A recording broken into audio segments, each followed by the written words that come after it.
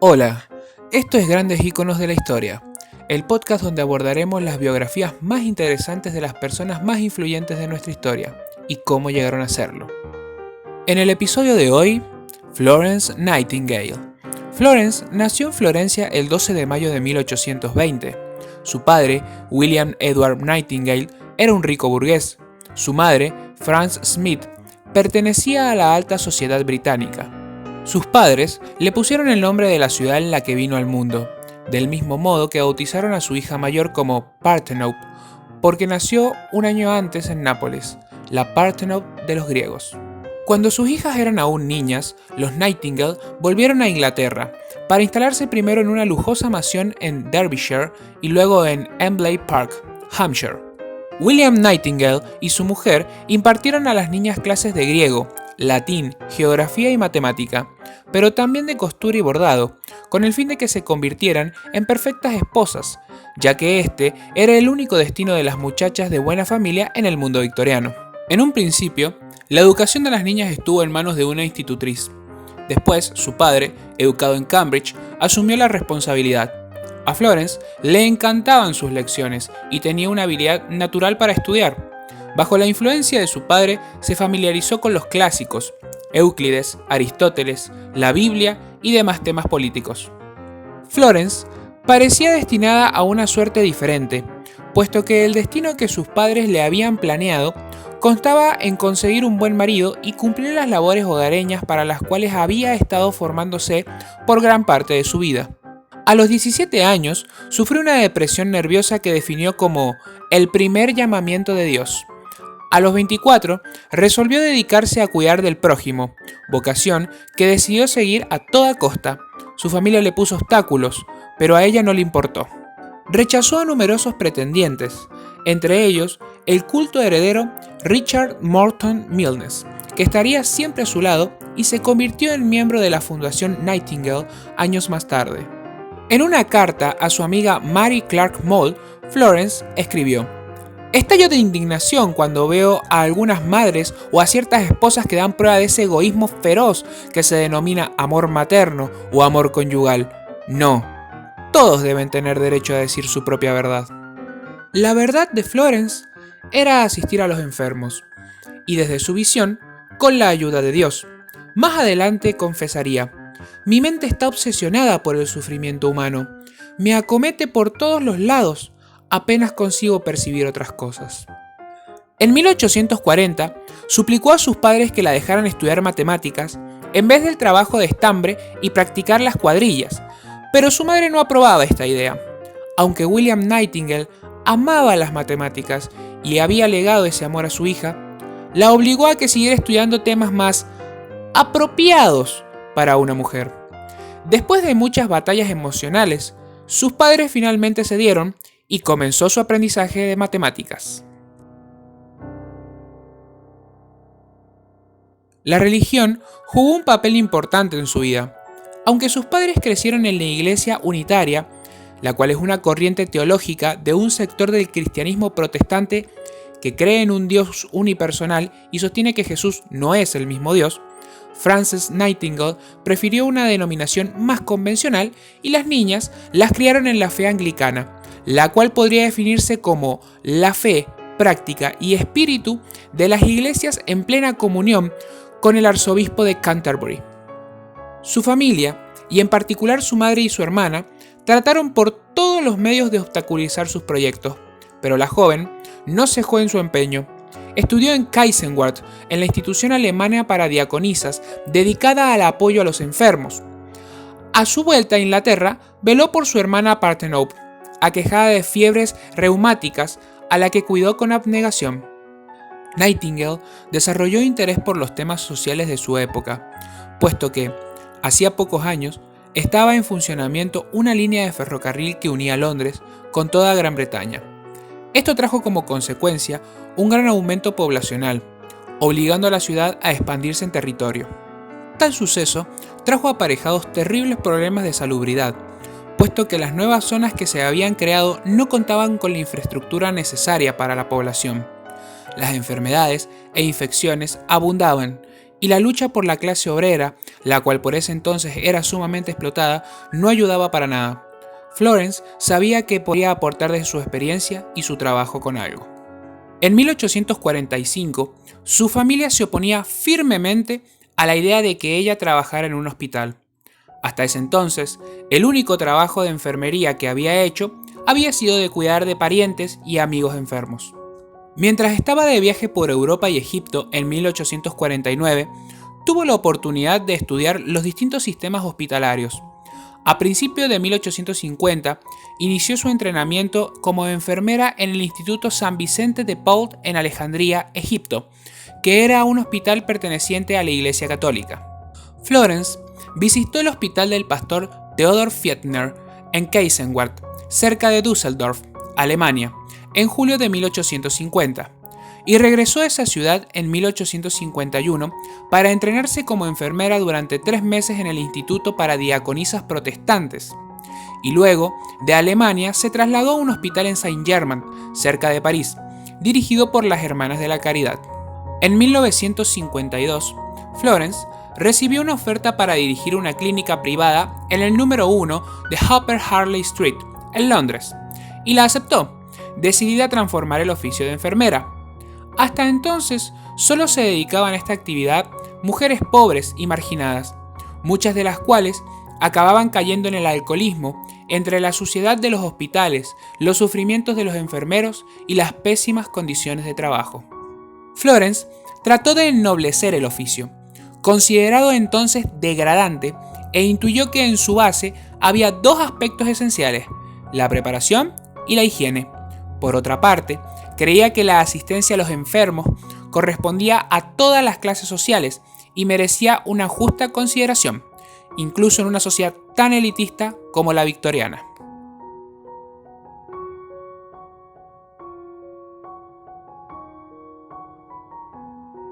El mes de marzo de 1854 trajo consigo el inicio de la Guerra de Crimea, que comenzó cuando Rusia invadió Turquía, este último en alianza con Inglaterra y Francia. La guerra finalizó en 1856. La mayor parte del conflicto tuvo lugar en la península de Crimea, en el Mar Negro. Aunque los rusos fueron derrotados en la batalla del río Alma, el 20 de septiembre de 1854, el periódico The Times criticó duramente las instalaciones médicas británicas. En respuesta a ello, el ministro de Guerra, Sidney Herbert, le pidió a Nightingale que se desempeñe como enfermera administradora para supervisar la introducción de enfermeras en los hospitales militares. Florence llegó a Scutari, un suburbio asiático de Constantinopla, hoy Estambul, con 38 enfermeras el 4 de noviembre de 1854.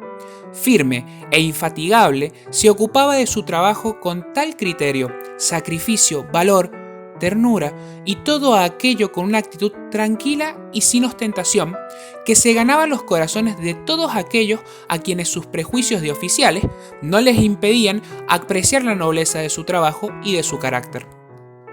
Aunque ser mujer implicaba que tenía que luchar contra las autoridades militares, fue reformando el sistema hospitalario. Al principio, la relación de Florence con los médicos no fue fácil, ya que estos se negaban a reconocer la autoridad de una mujer que era una simple enfermera. Poco a poco, Florence consiguió imponerse y, sobre todo, imponer sus reglas. Ordenó airear y limpiar a fondo las salas de hospitalización, mandó a sus colegas a lavar a los pacientes y cambiar las sábanas, dispuso una lavandería y contrató a un cocinero francés, Alexis Soyer, para que preparase comidas sanas para los 800 enfermos. La situación mejoró notablemente en poco tiempo. Hoy pueden parecernos reglas obvias de higiene y asistencia, pero entonces los hospitales de campaña eran un caos de gritos, sangre y suciedad. Florence pidió también que se aislasen con una cortina a las camas en las que se llevaban a cabo las intervenciones, con el fin de evitar traumas psicológicos y para respetar la intimidad de los pacientes. Además, dotó a los heridos y enfermos de 10.000 camisas compradas con donativos que conseguía y de su propio dinero. La Dama de la Lámpara fue la denominación que le dieron a Florence los hospitalizados, debido a que por las noches recorría las salas con una lámpara revisando a todos los heridos y enfermos. Mientras estuvo en Turquía, recolectó datos y organizó un sistema para llevar registro. Esta información fue usada después como herramienta para mejorar los hospitales militares y de las ciudades. Sus conocimientos matemáticos se volvieron evidentes cuando usó los datos que había recolectado para calcular la tasa de mortalidad en el hospital. Estos cálculos demostraron que una mejora en los métodos sanitarios empleados produciría una disminución en el número de muertes. Para febrero de 1855, la tasa de mortalidad había caído del 60% al 42,7%, mediante el establecimiento de una fuente de agua potable, así como usando su propio dinero para comprar fruta, vegetales y equipamiento hospitalario. Para la primavera siguiente, la tasa había decrecido otro 2,2%. Nightingale usó esta información estadística para crear su diagrama de área polar. Estos fueron usados para dar una representación gráfica a las cifras de mortalidad durante la Guerra de Crimea. Sin embargo, estas condiciones insalubres no se limitaban a los hospitales militares. Al volver a Londres en agosto de 1856, 4 meses después de la firma del Tratado de Paz, descubrió que en época de paz, los soldados de entre 20 y 35 años de edad tenían una tasa de mortalidad del doble de la de los civiles.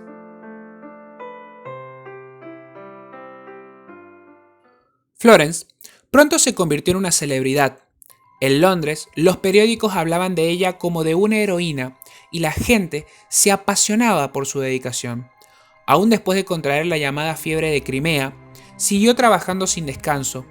De día, velaba por la curación de los enfermos y pasaba la noche a su cabecera para confortarlos y escribir cartas a sus parientes. A pesar de esta acogida triunfal, ella se negaba a mostrarse en público. Para ser una digna sierva de Dios, la primera tentación que hay que vencer es el deseo de brillar en sociedad, afirmaba. El pueblo y los reyes la aclamaban e incluso se exhibió una estatua suya de cera en el Museo de Madame Tussauds.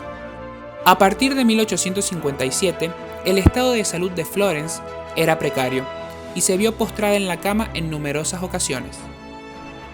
Usando sus estadísticas, ilustró la necesidad de una reforma sanitaria en todos los hospitales militares.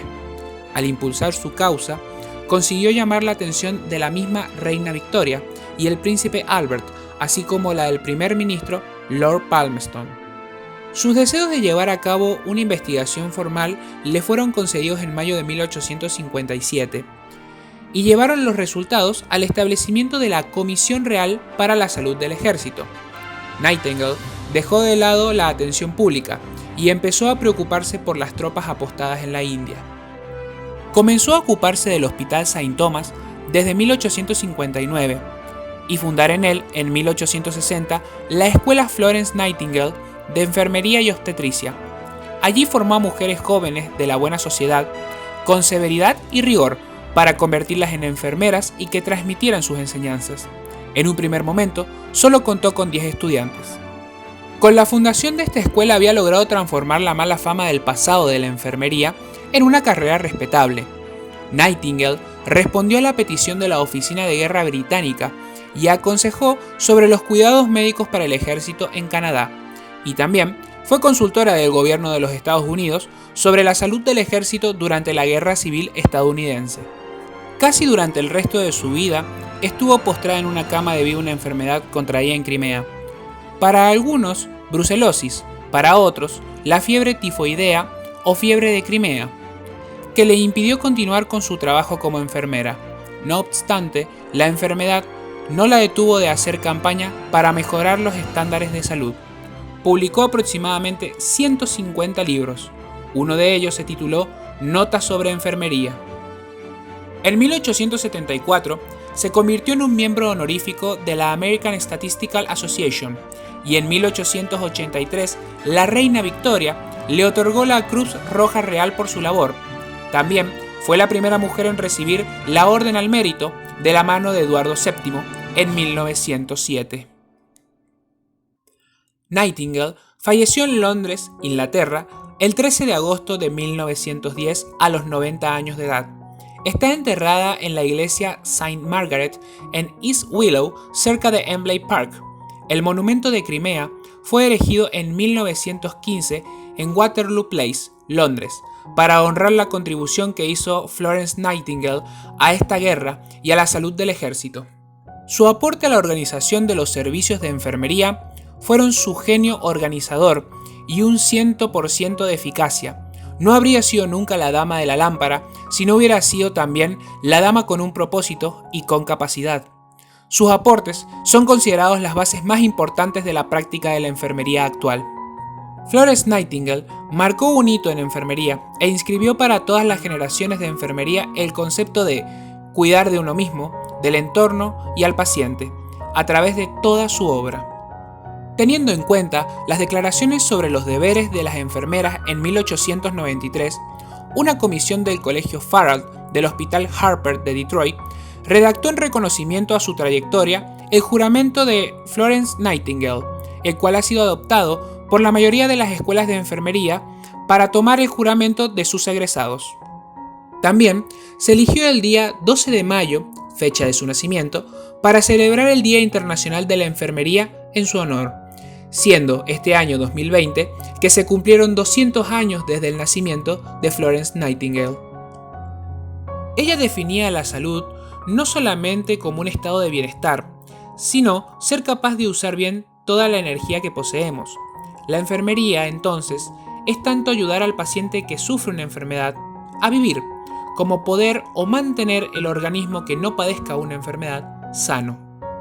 Sostenía que para mantener una atención sanitaria adecuada era necesario disponer de un entorno saludable, aire puro, agua pura, alcantarillado eficaz, limpieza y luz, componentes que siguen teniendo vigencia al día de la fecha y son sustentados en el concepto de enfermería del Consejo Internacional de Enfermeras. Sin dudas, una de las mujeres más influyentes en el área de la salud del siglo XIX y al mismo tiempo un verdadero ejemplo sobre la lucha por los ideales y el cuidado del prójimo. Soy Juan Manuel Pérez, gracias por escuchar y les deseo muchos cuidados y salud. Si te gustó el podcast, seguí mi canal para enterarte de próximos lanzamientos. También puedes seguirme en mis redes sociales, Instagram, @juan_ma095 y si no también en Twitter, @juan8896ma241.